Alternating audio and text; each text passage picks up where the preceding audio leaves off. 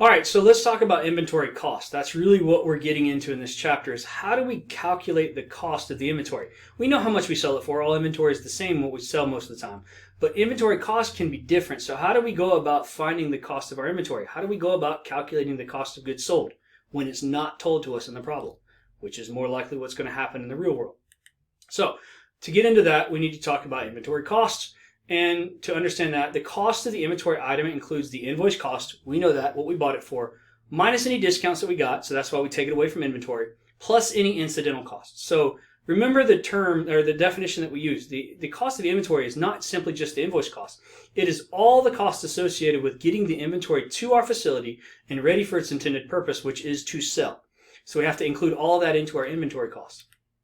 The matching principle states that the inventory cost should be recorded against the revenue in the period in which the inventory is sold. That's why when we sell to inventory, it has two pieces to the transaction.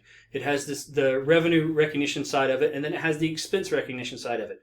We sold it, and then we also use the inventory, so we need to expense it. So that's what that is referring to.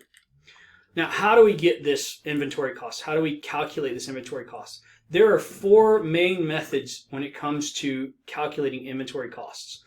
They are typically referred to as assumptions.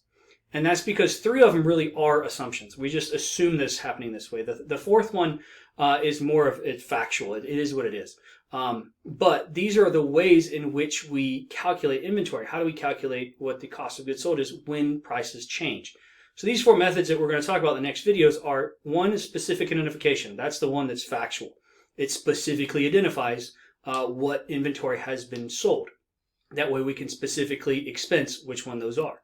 The next three are the assumptions. You have one that's called first in, first out, or FIFO. The next one is last in, first out, or LIFO. And then finally, the one that everybody loves is weighted average, and I was being very sarcastic on that one.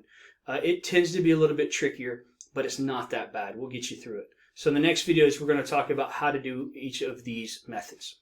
Appreciate it.